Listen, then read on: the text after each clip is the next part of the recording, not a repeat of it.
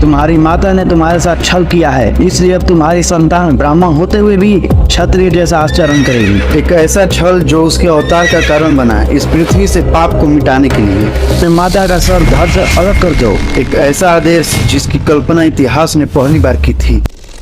मैं यहाँ तेरा आतिथ्य स्वीकारने नहीं आया हूँ मूढ़ ब्राह्मण। एक अभिमानी जिसके कारण उसके वंश का सर्वनाश हो गया। शिव का धनुष तोड़ने का दुस्साहस किसने किया? एक पराक्रमी तपस्वी योद्धा जिसने शिव को प्रसन्न करके पाया अमोघ फरसा। तूने मेरे आश्रम को उजाड़ा है, मैं तुझे तेरे भुजाओं के साथ उखाड़ कर रख दूंगा। एक अपमान के कारण ली गई प्रतिज्ञा जिसने 21 बार करवाया उस वंश का खात्मा। यह कहानी है श्री हरि विष्णु के छठे अवतार भगवान परशुराम की।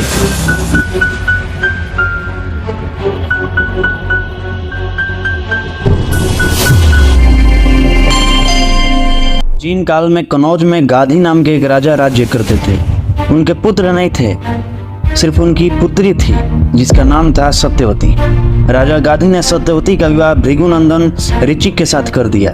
सत्यवती के विवाह के पश्चात वहां भृगु ऋषि ने आकर अपनी पुत्र वधू को आशीर्वाद दिया और उससे वर मांगने के लिए कहा। इस पर सत्यवती ने ससुर को प्रसन्न देकर उनसे अपने और अपनी माता के लिए एक पुत्र की याचना की। सत्यवती की याचना पर भृगु ऋषि ने उसे 2 चारू पात्र दिए। जब सत्यवती की मां सुना कि भृगु ने अपने पुत्र वधू को उत्तम संतान होने का चारू दिया है, तो उसने अपने चारू को अपने पुत्री के चारू से बदल दिया। इस प्रकार सत्यवती ने अपनी माता वाले चारू का सेवन कर लिया। योग शक्ति से भृगु को इस बात का ज्ञात हो गया और वे अपनी पुत्र वधू के पास आकर बोले, हे पुत्री, तुम्हारी माता ने तुम्हारे साथ छल किया है, इसलिए अब तुम्हारी संतान ब्राह्मण होते हुए भी क्षत्रिय जैसा आचरण करेगी। पर सत्यवती ने भृगु से विनती की कि आप आशीर्वाद दें कि मेरा पुत्र ब्राह्मण का ही आचरण का हो, भले ही मेरा पौत्र क्षत्रिय जैसा आचरण करे। भृगु ने प्रसन्न होकर उसकी विनती स्वीकार कर ली। समय आने पर सत्यवती के गर्भ से जमदग्नि का जन्म हुआ। वो बड़े ही तेजस्वी हुए। बड़े होने पर उनका विवाह प्रसेनजित की कन्या रेणुका से हुआ। रेणुका के 5 पुत्र हुए जिनके नाम थे रुक्मवान, सुखेन, वसु, विश्वांस और राम। रेणुका और जमदग्नि के 5वें पुत्र राम ही आगे चलकर परशुराम कहलाए। विष्णु के छठे अवतार भगवान परशुराम का जन्म वैशाख शुक्ल अक्षय तृतीया के दिन हुआ था। बचपन में परशुराम जी को उनके माता पिता राम कहकर पुकारते थे। बाद में जब वह बड़े हुए तब उनके पिता जमदग्नि ने उन्हें हिमालय जाकर भगवान शिव की आराधना करने को कहा। पिता की आज्ञा सुनकर राम ने ऐसा ही किया। उनके तप से प्रसन्न होकर शिव ने उन्हें दर्शन दिए और असुरों को नाश करने के लिए आदेश दिया। राम ने अपना पराक्रम दिखलाया और असुरों का नाश हो गया। राम के इस पराक्रम को देखकर भगवान शिव ने उन्हें परशु नाम का एक शस्त्र दिया, इसलिए वह राम से परशुराम हो गए। एक बार जमदग्नि ऋषि ने अपनी पत्नी रेणुका को जल लेने के लिए भेजा। उस वक्त नदी में चित्ररथ अप्सराओं के साथ स्नान कर रहा था। यह देखकर रेणुका कुछ समय के लिए वहीं रुक गई। इधर यज्ञ का समय विलंब हो देखकर जमदग्नि ऋषि ने अपनी दिव्य दृष्टि से देख लिया और रेणुका को लौटने के बाद कहा कि तुमने घोर पाप किया है। उन्होंने अपने चारों पुत्रों को मां को गला काटने का आदेश दे दिया, लेकिन माता प्रेम में चारों भाइयों ने उनकी नहीं मानी। उतने में ही परशुराम जी वहां आए। महर्षि जमदग्नि ने परशुराम जी को भी यह आदेश दिया कि अपने चारों भाइयों समेत अपने माता का सर धड़ से अलग कर दो। भगवान परशुराम अपने पिता के आदेश के मुताबिक अपनी माता और भाइयों के सर काट दिए।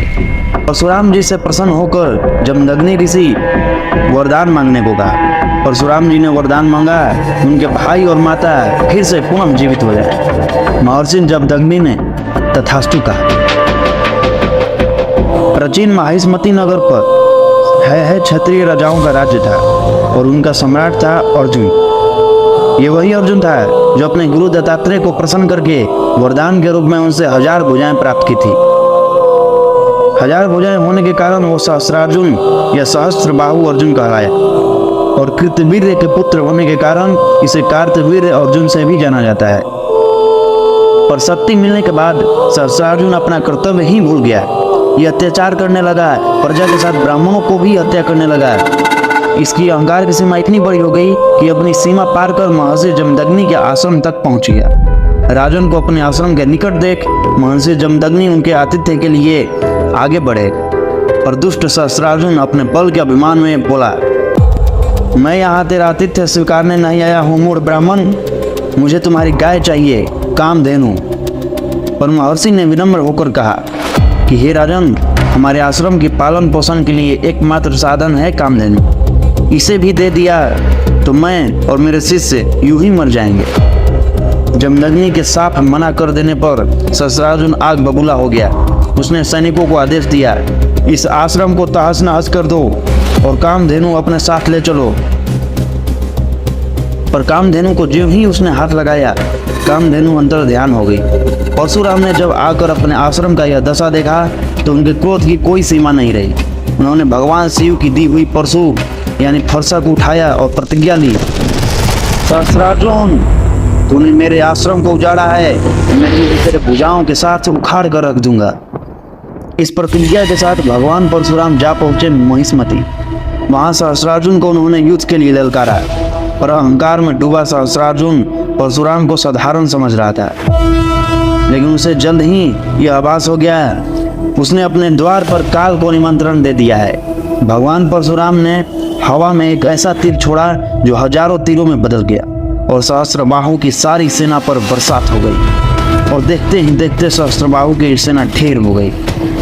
अब सहस्त्रार्जुन और परशुराम में भीषण युद्ध हुआ। भगवान परशुराम ने पहले उसके 1000 भुजाओं को काट डाला और उसे तुच्छता का आभास दिलाया, और अंत में उसका सिर धड़ से अलग कर दिया। महिष्मति से लौटकर परशुराम ने फिर से आश्रम का निर्माण किया और महेंद्र पर्वत पर तपस्या के लिए चले गए। पर एक दिन सहस्त्रार्जुन के पुत्रों ने अपने पिता का प्रतिशोध लेने के लिए जमदग्नि मुनि के आश्रम पहुंच गए, और वहां उन्होंने घात लगाकर तपस्या में लीन जमदग्नि की हत्या कर दी। जब यह समाचार परशुराम को मिला तो वह क्रोध से दहक उठे और उन्होंने अपनी अंजलि में जल ली और शपथ लिया, है क्षत्रियों ने मेरा आश्रम तहस नहस किया, मेरे निर्दोष पिता की हत्या की, उनके शरीर पर 21 घाव दिए, मैं उसके वंश का 21 बार सर्वनाश करूंगा। भगवान परशुराम ने पूरे महिष्मति नगर को, सहस्त्रार्जुन के पूरे वंश को नष्ट कर दिया। कहा जाता है कि परशुराम जी के द्वारा इतने लोगों की हत्या हुई कि रक्त की धारा से 5 नदियां भर गई। पीढ़ी दर पीढ़ी यह सिलसिला चलता रहा और वे सहस्त्रार्जुन के 21वीं पीढ़ी को भी समाप्त कर दिए। जीती हुई महिष्मति नगर को उन्होंने अपने गुरु महर्षि कश्यप को दान में दे दिया। पिनाका धनुष भगवान परशुराम जी को शिव जी ने दिया था, जिससे वो क्षत्रियों का 21 बार विहीन किए। परशुराम जी जब शांत हुए तब वो अपने धनुष पिनाका को राम जी के ससुर यानी जनक जी को दे दिए और खुद महेंद्र पर्वत पर तपस्या करने चले गए। पर जब माता सीता का स्वयंवर रचा गया और श्री राम ने प्रत्यंचा चढ़ाई उस धनुष पर तो वो टूट गया। तो फिर परशुराम जी महेंद्र पर्वत से अत्यंत क्रोध पूर्वक आए और उन्होंने कहा, शिव का धनुष तोड़ने का दुस्साहस किसने किया? तो राम ने अपना वास्तविक रूप दिखलाया। तो ये समझ गए कि ये भगवान ही हैं जो श्री राम के रूप में आए हैं। भगवान परशुराम श्री राम को आशीर्वाद देकर पुनः महेंद्र पर्वत पर तपस्या करने चले जाते हैं। पर यहाँ यह समझने का प्रयत्न करना है और सच्चाई से रूबरू होने की बात है कि सिर्फ है वंश के क्षत्रियों का नाश किया था परशुराम ने, संपूर्ण क्षत्रिय जाति का नहीं। इसलिए भगवान परशुराम को क्षत्रिय कुलद्रोही कहना ब्राह्मण और क्षत्रिय में फूट डालने और साजिश और षड्यंत्र करना है।